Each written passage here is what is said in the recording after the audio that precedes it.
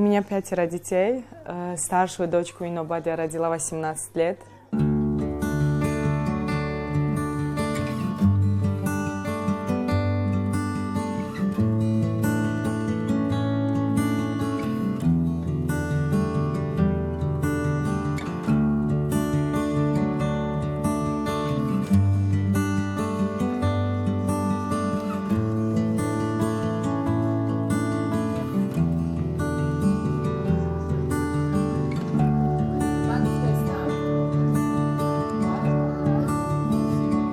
Так как у меня 3 дочки в школу ходят, уроки делаем, гуляем по паркам.